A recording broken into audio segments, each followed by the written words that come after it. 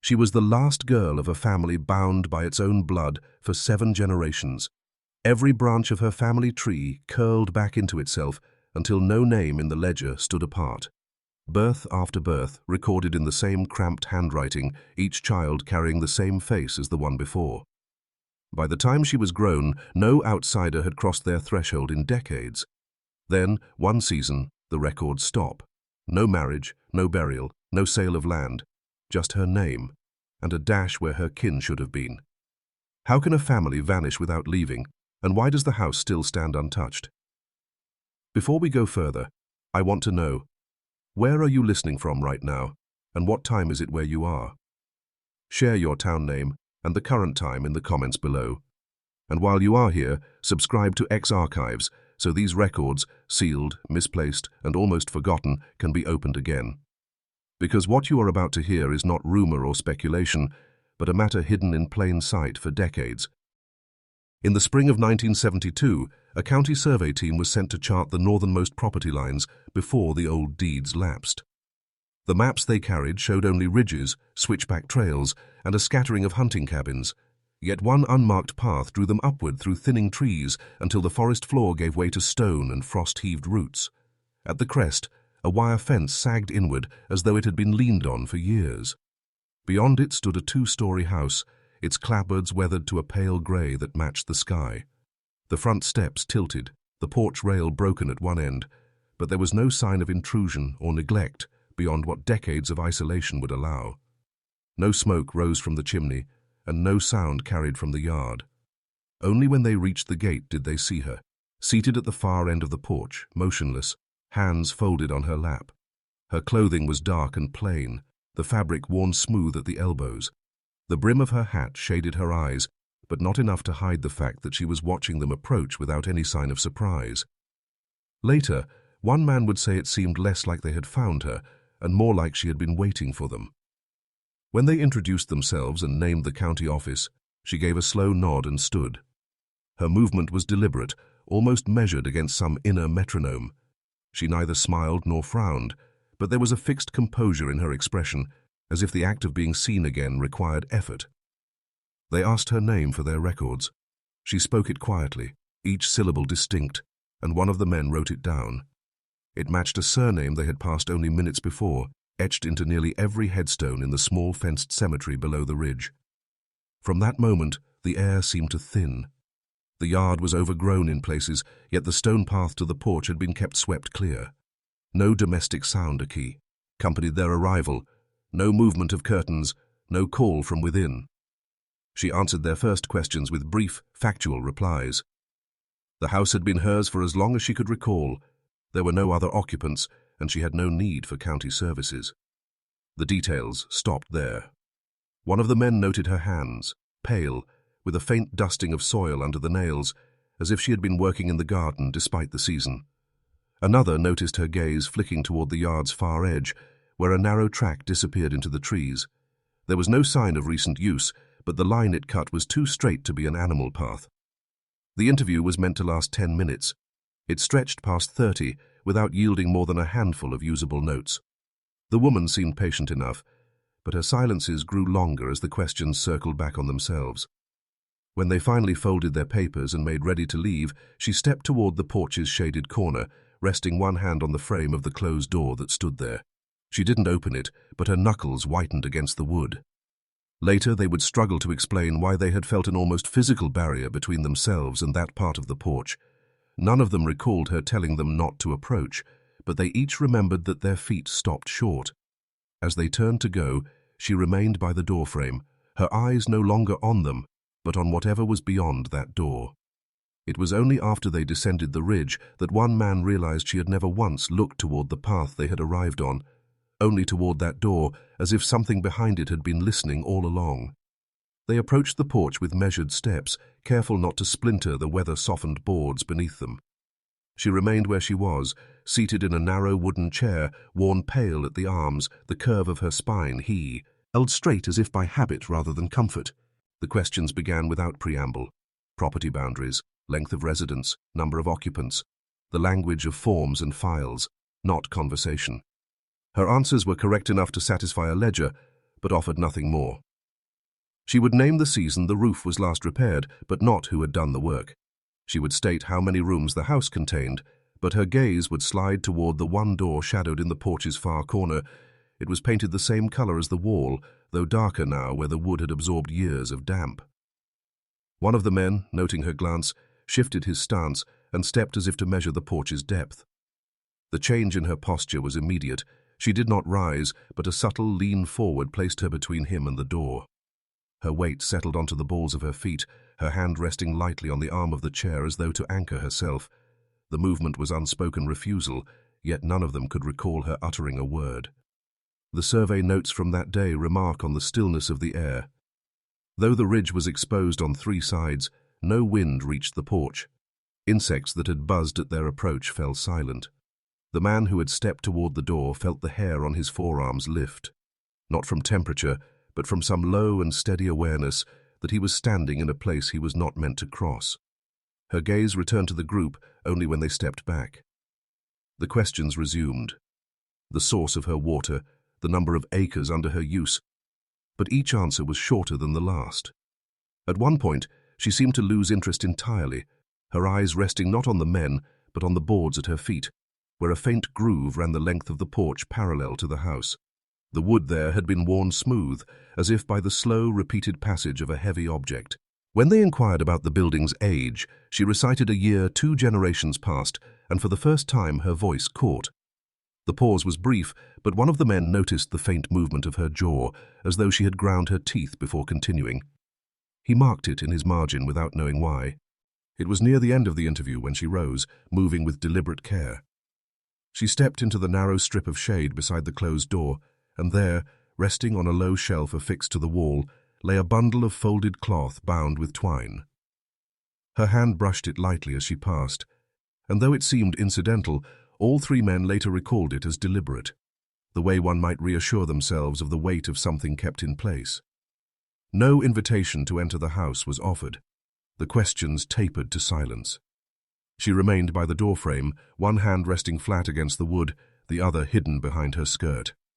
When the men began to gather their papers, she turned slightly toward them, her eyes catching on the topmost sheet where her name was written in block letters. It was this sight, they would later agree, that altered her expression for the first time that afternoon. The paper lay flat against the clipboard, its creases smoothed by a gloved hand before it was passed to her. Her name was printed at the top in clear, even letters, each stroke precise in the way official documents demand. She regarded it without reaching for the pen, her eyes moving slowly over each letter as though reading them for the first time. When she finally acted, it was without hesitation. The pencil point met the page in a single, deliberate stroke, cutting through her surname so forcefully the paper yielded under the pressure. A narrow tear spread from the R toward the margin. She did not attempt to repair it. Instead, she set the pencil down with care, returning it to the board in such a way that the metal clip caught. And held it in place as though nothing had happened. Those who stood nearby noted a change in her breathing.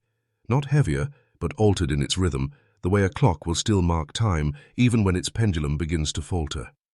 She stated quietly that the name no longer belonged to her, the words almost lost beneath the porch's creak. The sound was not one of confession, but of finality. Her eyes clouded then, moisture rising in them as if in preparation for tears. Yet none fell.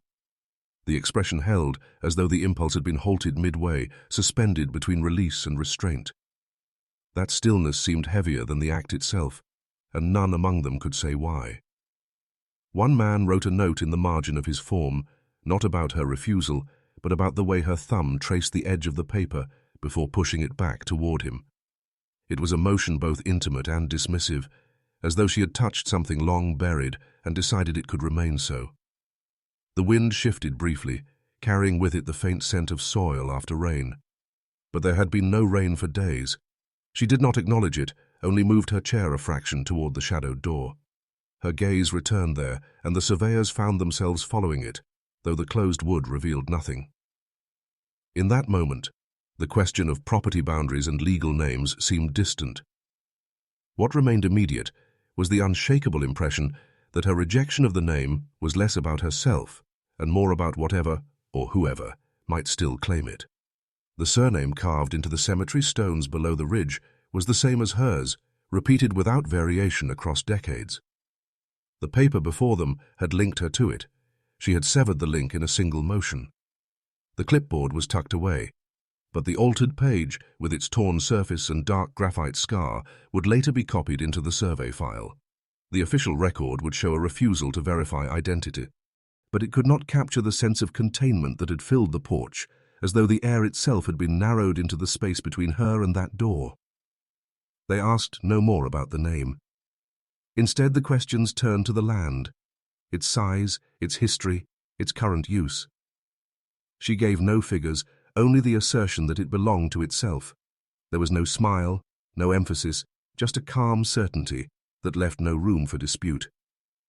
As they gathered their tools and stepped back toward the path, one of them glanced again at the torn form. The slash through the name seemed almost to pulse in the fading light, an interruption that drew the eye against its will. He wondered, not for the last time, what it meant to belong to land that did not wish to belong to you, and why she seemed so certain that the names of its other claimants would find them soon enough. The refusal to sign was noted in the margin, a small mark beside the line where her signature should have been. The explanation she offered, that the land belonged to itself, was written down in careful script, though none of the surveyors could decide later whether it had been meant literally or as some turn of speech. Her voice had not carried conviction like a claim. It had carried finality, as though the matter had been settled long before she was born. When they asked whether there were others who might dispute or share ownership, she gave the smallest shake of the head, followed by a statement that made one man glance at the others. They would find the names anyway. There had been no challenge in her tone, only the quiet assurance of someone who had seen this happen before. That evening, after they had returned to the county office, one of the men began to look through the registries. The index books were arranged in cracked leather volumes, their pages brittle at the edges, the ink fading in places, but still legible. At first the surname appeared in scattered entries, a property transfer here, a boundary dispute there, but as the years moved backward, the pattern grew denser. By the turn of the last century, the name filled entire columns. Parcels changed hands, but the name on both ends of the transaction remained the same. The earliest record they could find dated to a survey in the 1840s, when the ridge had been mapped for tax purposes. The owner listed then bore the same surname as the woman they had met that afternoon. The more they searched, the less the record seemed to branch. Parcels were divided and recombined, but always within a small cluster of owners. Deeds were filed with different given names, but the surnames repeated until the page seemed to echo itself. Even where a property description referred to adjacent land belonging to, it was followed by one of the same 4 or 5 names. The man reading by lamplight that night described a sensation he could not account for, a kind of narrowing in the air, as if each repeated name closed a door behind him. By the time he reached the 1860s, the handwriting had changed, but the pattern remained intact. He realized with a start that the same group of families had been exchanging and reclaiming the same pieces of ground for over a century. What unsettled him more was the absence of outsiders. In other districts, there were occasional interruptions, a sale to a merchant from town, a transfer to a cousin by marriage from another county. Here, there was nothing. The ridge and its adjoining valley had been kept in the same hands without breach, like a sealed chamber in a house where no one entered or left. When he closed the book, his eyes felt dry from the strain, but the impression lingered, not of a family guarding land from strangers, but of land that had been bound to a family so completely that the two could not be told apart. In the ledger, they were interchangeable. The name described the property, and the property defined the name. He marked a page with a slip of paper before leaving for the night. In the morning, he intended to trace the other surnames that appeared beside hers, the ones that filled the marriage columns in the adjoining volumes. If the property records formed one closed circle, he suspected the family lines would form another. The county marriage registers from 1846 onward told a story so compact it might have been mistaken for a clerical error. Across decades of entries, the same 4 surnames appeared again and again, each bound to the others by a narrowing set of unions. The books showed no influx of new names, no dilution of lineage from other towns. Instead, each generation folded back upon itself, binding cousin to cousin, niece to uncle, until the kinship lines formed a wheel rather than a tree. The early years of the record offered some variation, a handful of marriages to distant relations from adjoining counties, often followed by the return of those individuals to the valley itself. By the 1870s, such deviations had vanished entirely. Witnesses to these marriages were almost always members of both families, and the officiants, when recorded, were clergymen whose own names also appeared elsewhere, in the same book as grooms or fathers of the bride. Patterns emerged in the handwriting of successive clerks. One had a habit of noting the weather on the day of the wedding.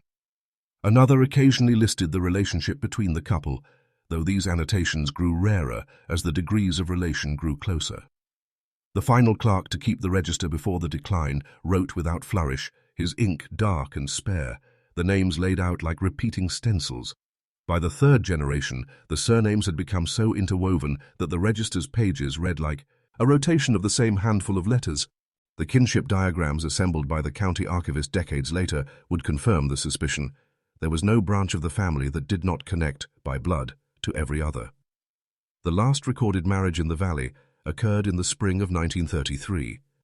The groom and bride, both bearing one of the four surnames, were second cousins by two different lines. The witnesses were the bride's father and the groom's aunt, themselves first cousins once removed.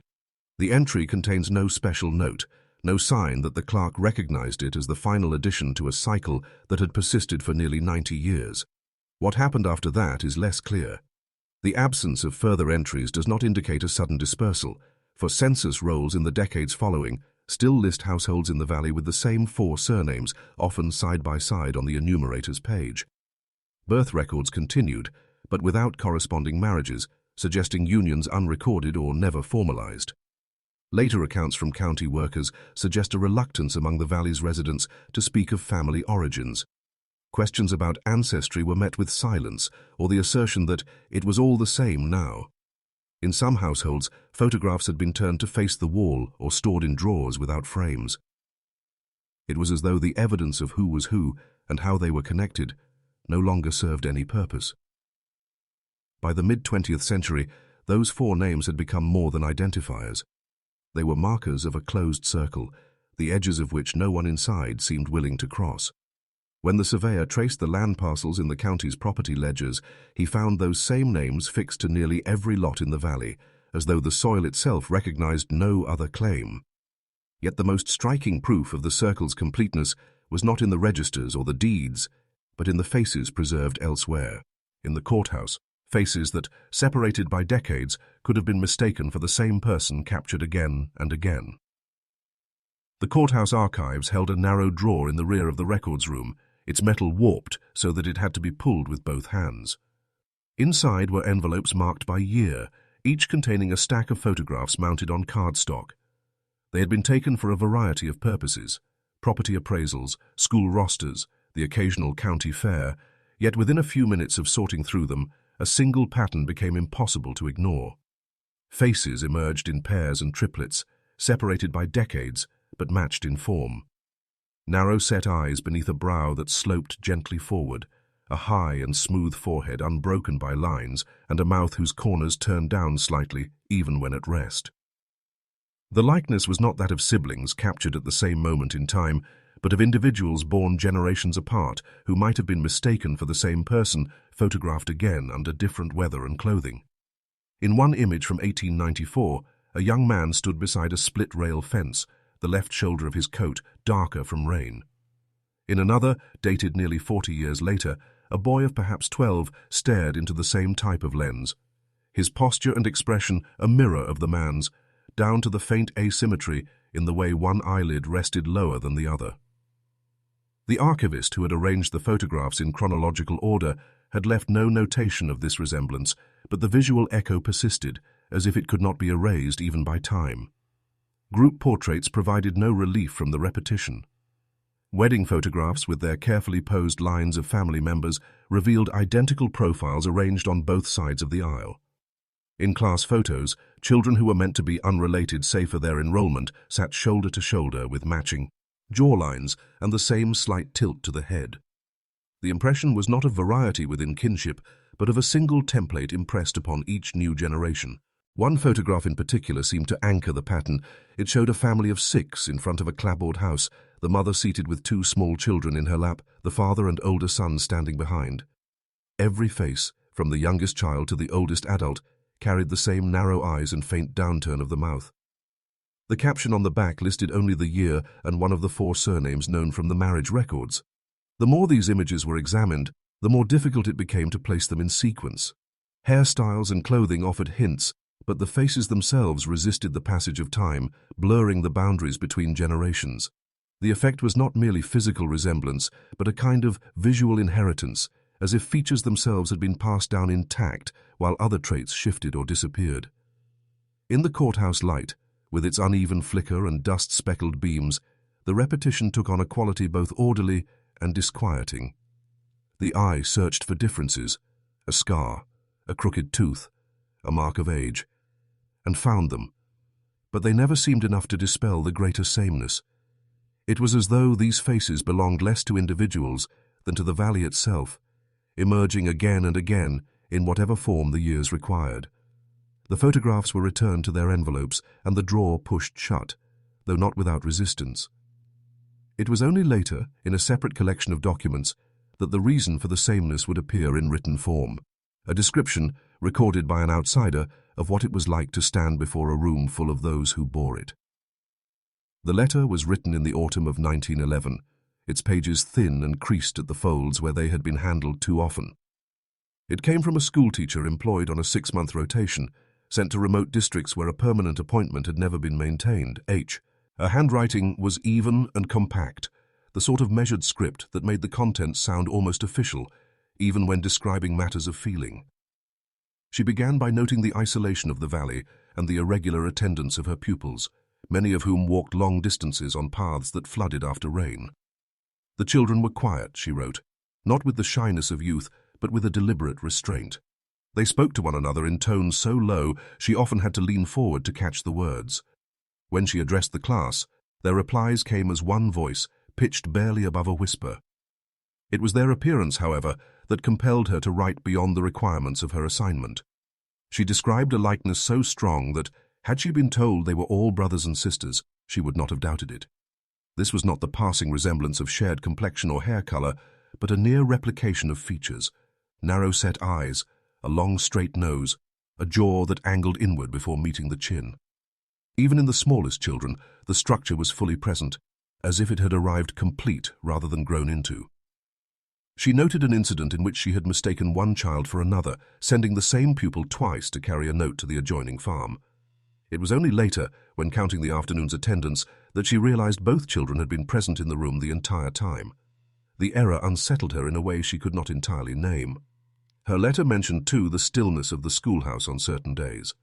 During lessons, the pupils would sit without shifting in their seats, their eyes fixed not on her but on a spot just over her shoulder, as though waiting for someone else to speak. On those days, she wrote, the air seemed heavy and her own voice sounded distant to her ears.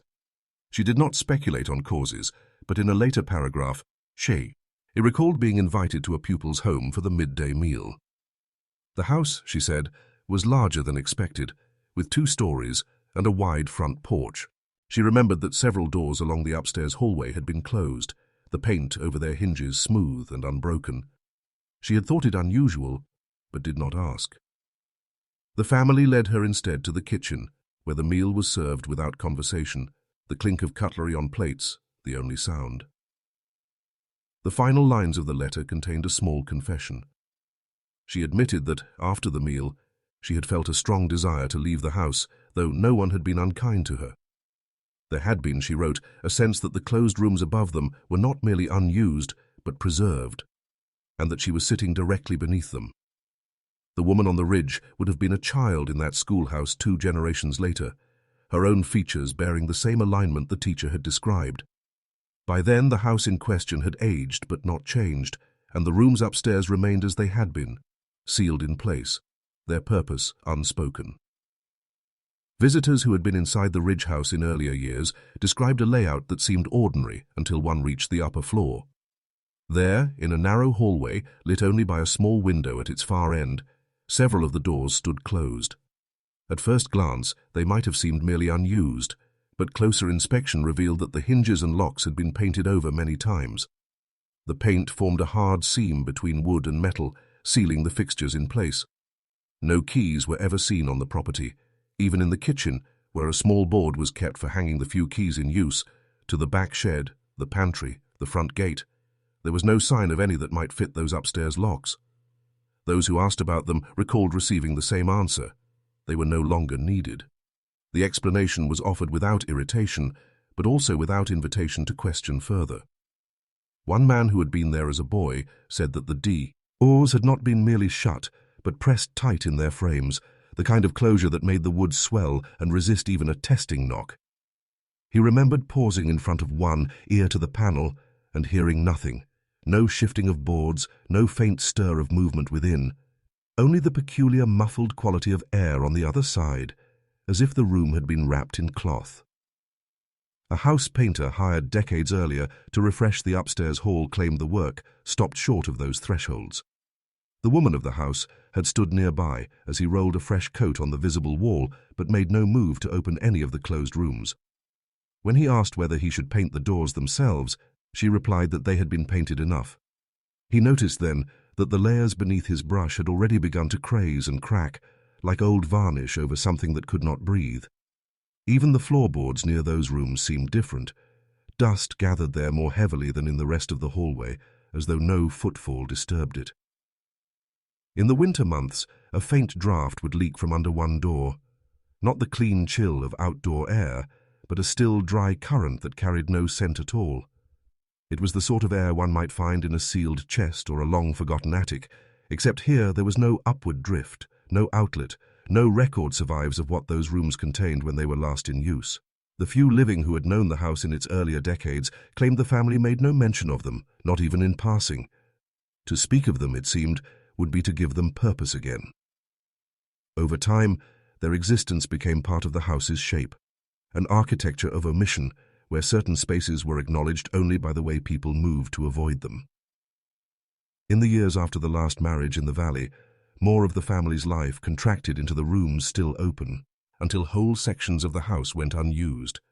The sealed doors remained upstairs, locked not by metal but by the weight of years and the quiet agreement that they would never be opened. By the time the Ridge house was reduced to a single occupant, the spaces beyond those painted hinges had been untouched for so long that their air must have been older than anyone still alive to breathe it. Whatever was kept there, or kept out, had long since merged with the silence of the place. And in that silence, other patterns in the family's history began to emerge. Patterns not of walls and locks, but of bodies and illnesses that repeated themselves just as faithfully.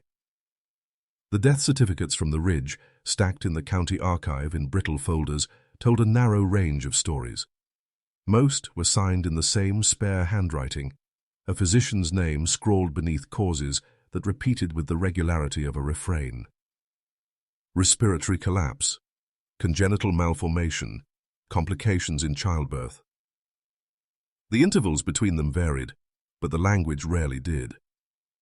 Doctors from neighboring towns recalled being summoned only when the course of the illness could no longer be altered. One man noted in his ledger that his visits to the Ridge were never routine examinations, but final assessments. By the time he arrived, the patient would be confined to bed, breathing shallowly. The family gathered not in anticipation of recovery, but in readiness for burial. The most unsettling detail was how often the deceased had never been seen by a doctor before those final hours. Infants in particular were recorded as having lived and died entirely within the household, their names entered into county files only posthumously, when the law required a cause of death before burial. In some years, as many as half the child burials in the district came from the same cluster of properties along the Ridge.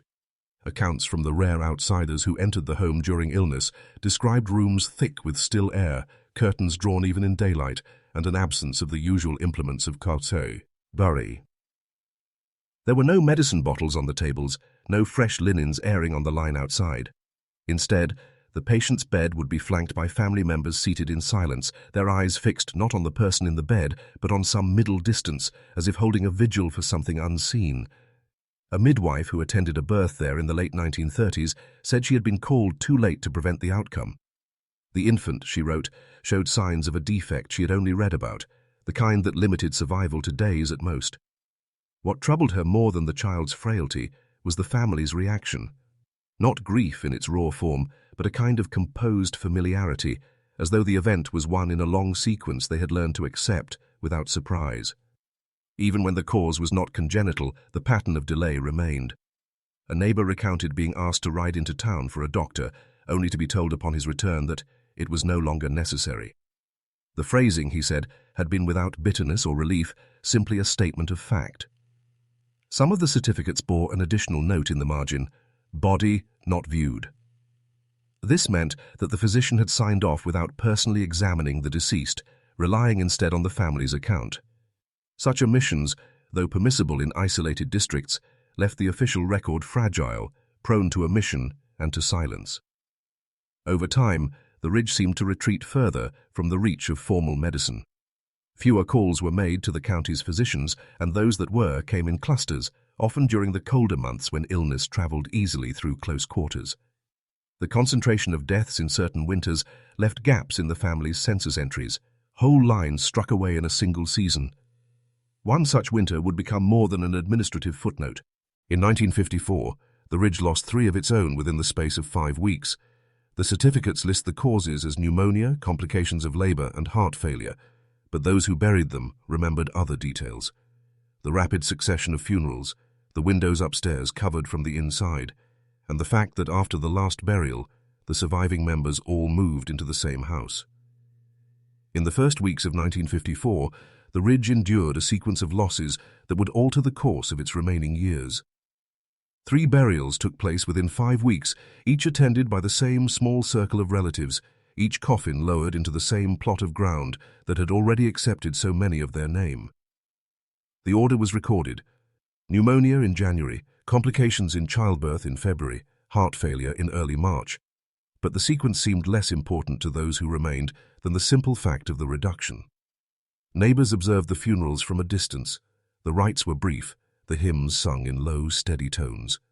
No wreaths or fresh flowers were placed on the graves, only evergreen cuttings from the slope above the cemetery. The mourners walked back together, following the frozen ruts of the path, their dark coats moving in a line without pause between them. After the last burial, an unannounced change occurred. Those who had lived in the scattered houses along the ridge moved into a single dwelling, the old 2-story structure at its highest point, where the woman later found by the surveyors would remain until the end. The smaller houses were left to weather and lean, their chimneys collapsing inward, their windows dark. Within days, the upper windows of the main house were covered from the inside. Boards were fixed across the frames, their edges pressed flush against the casing so that no light escaped.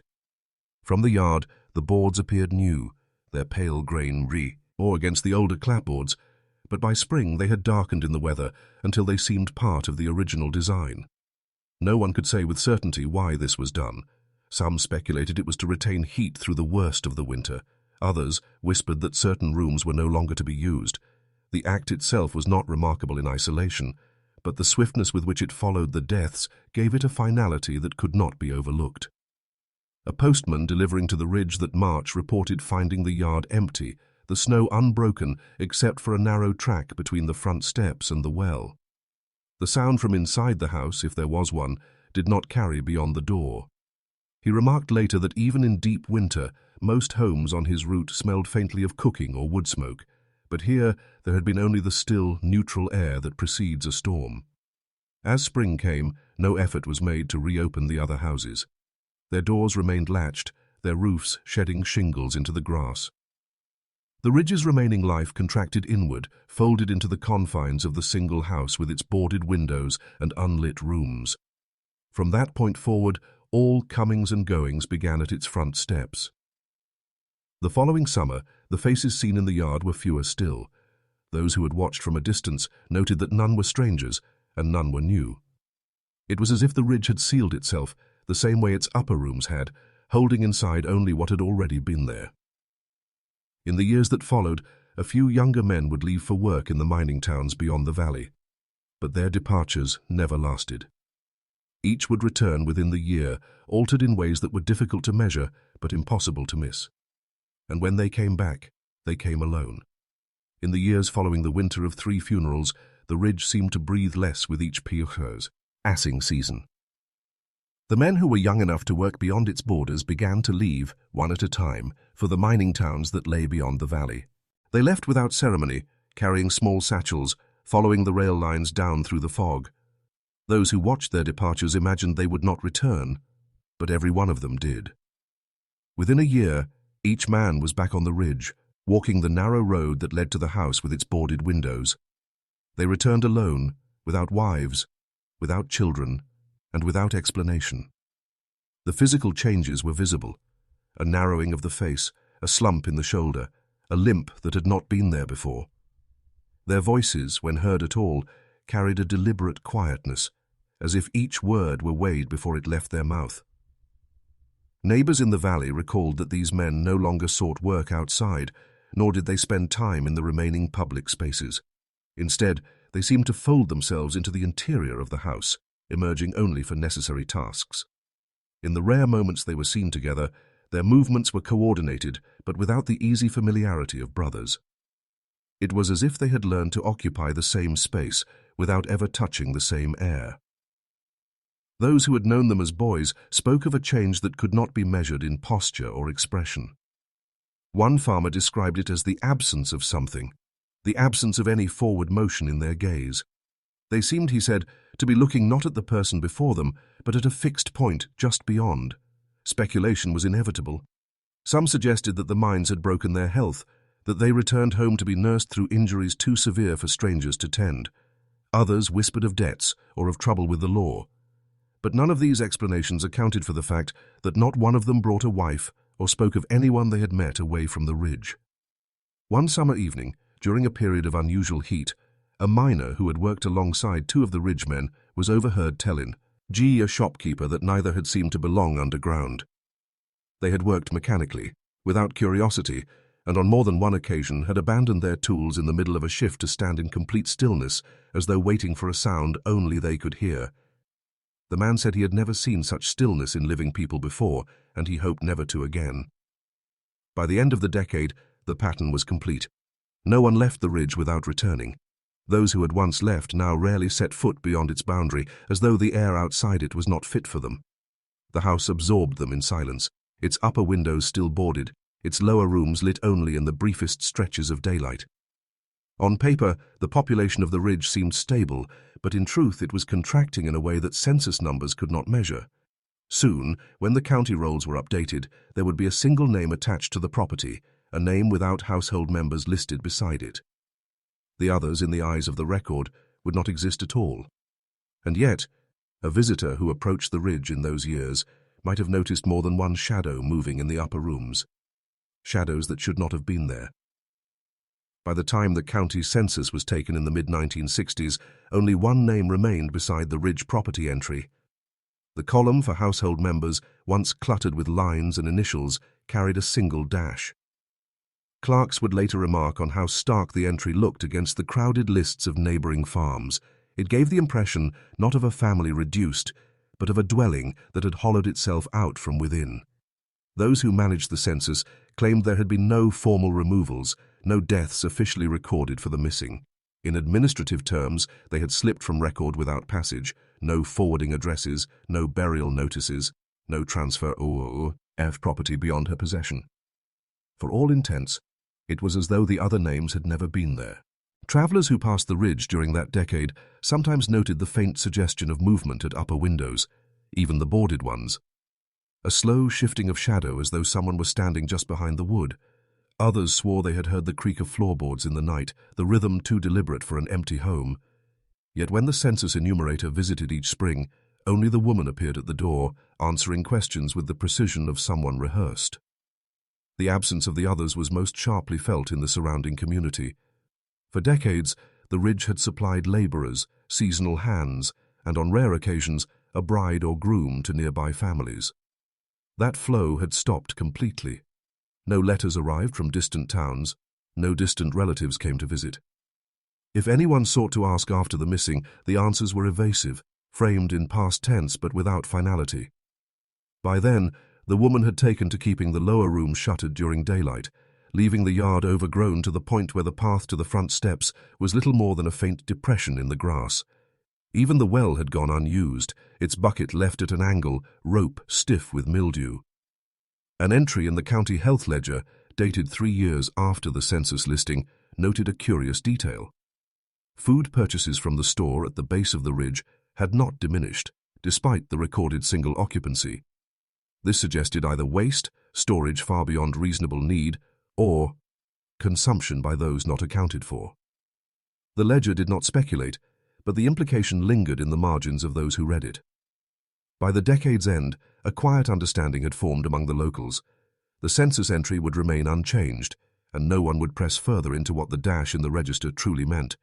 The absence had become its own presence, one no less oppressive for being invisible. The year before the last burial on the ridge, a surveyor tasked with measuring property lines reported seeing several pairs of eyes at once through the narrow slats between the window boards. He did not file this in his official notes, but the memory followed him for years, accompanied by the sense that the figures behind the boards had not moved as he passed, nor blinked. By the time winter came, the register still carried the same solitary name. No other households had been struck so cleanly from paper without a fire, flood, or legal order to explain it. And in the months ahead, that solitary name would mark a house that no one, not even those bound by blood, would willingly cross. After the last burial, the ridge house ceased to belong to the living in the minds of those below. The footpath that once connected it to the main road became a pale scar in the grass, its edges softening until even in daylight it was difficult to see. Children, when walking past the base of the ridge, were told to keep their eyes on the road and not to turn their heads, for fear that the house might somehow notice them.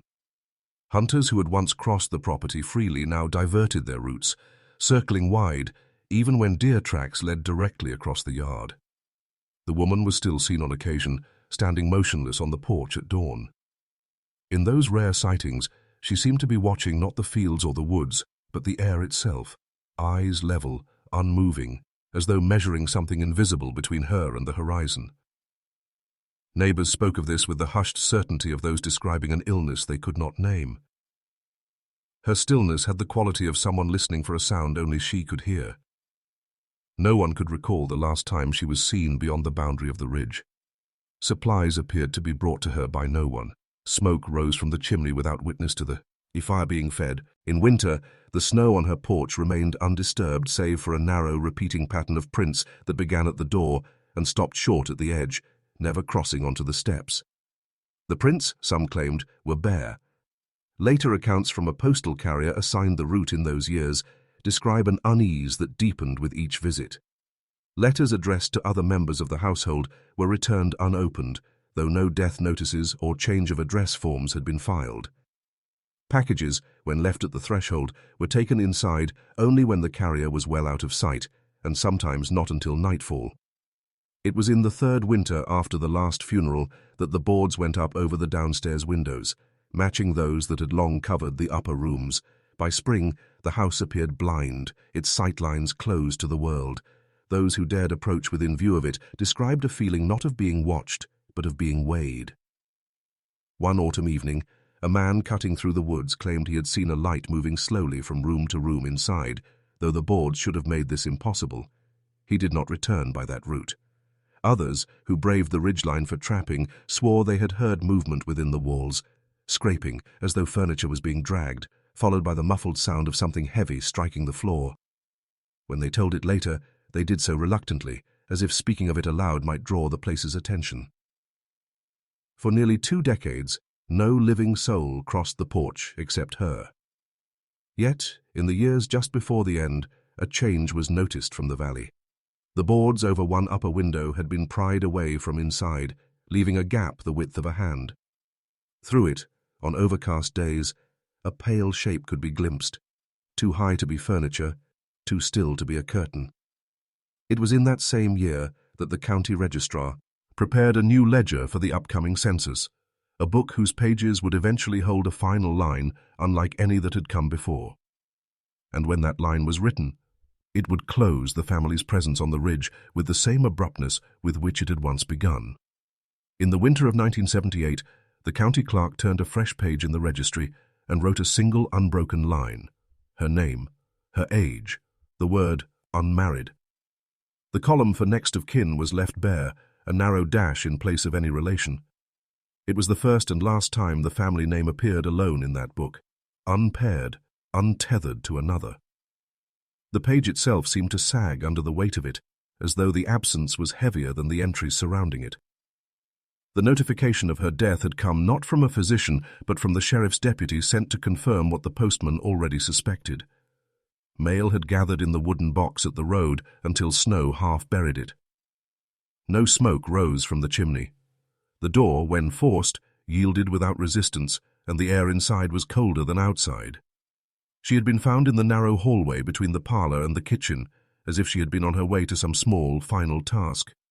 The deputy later described the position of her hands as peculiar, neither at her side nor clasped, but slightly raised, fingers bent as though she had been about to receive something unseen. The rooms bore no sign of intrusion. Plates were stacked neatly, beds made, lamps trimmed. The hearth held unburned logs, dry and grey with dust. Upstairs the boards over the windows remained in place, though one, in the corner bedroom, had loosened from within. Behind it, the glass was filmed with something white, obscuring the view. What little remained of the household was recorded in the inventory. A narrow bed, a cedar chest with a lock that would not open. 6 identical dresses hung in tow, a wardrobe, each mended in the same places along the sleeves. In the kitchen, rows of jars lined the shelves, their labels too faded to read. Some contained nothing but dark sediment, others pale shapes suspended in clouded liquid. When the county coroner signed the death certificate, he remarked privately that he had never seen a body so free of markings, no bruises, no scars, not even the thin white lines of healed cuts common to work-worn hands. It was as though she had lived untouched. Neighbours, when informed, asked nothing about her service. None came forward to claim the few possessions, and the ledger's empty next-of-kin field remained uncorrected. In the weeks after her burial, the house stood with its door locked, curtains drawn behind boarded windows. Yet a visiting surveyor, sent to mark boundary lines for the sale, reported a low sound from within as he passed the front steps. Not movement, but a steady rhythm, like the ticking of a clock heard from another room.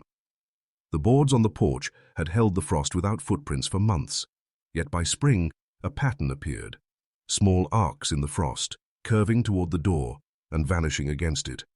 When the property passed to the county's care, the clerk closed the book and shelved it with the others, the spine marked only by year. No one would open to that page again for decades. And by the time they did, something about the ink had changed, as though the letters had shifted in place during the years they lay undisturbed. It was from that page, years later, that the first questions about what was left inside the Ridge house began to take shape. Questions that would not be answered when the locks were cut and the boards pulled free, but deepened, sharpened, when the first shaft of light touched what waited there.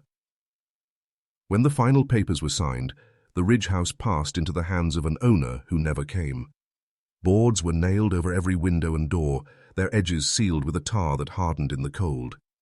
The lane that once carried wagon wheels filled with leaves, then with moss, until even the wheel ruts were swallowed.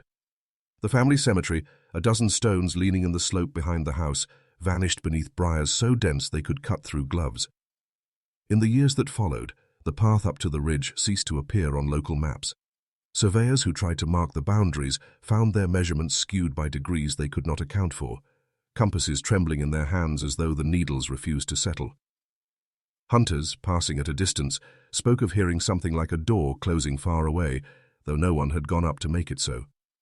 The house itself stood in a kind of slow decay that seemed deliberate rather than inevitable. Paint peeled in long, curling strips, but never completely.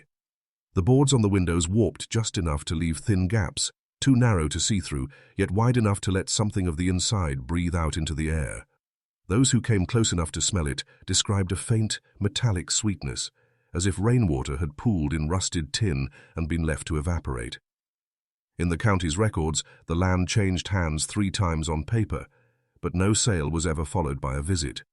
Tax notices went unanswered, but the property was never seized. There were quiet suggestions that someone paid in cash, though no one at the courthouse could recall the face of the one who delivered it.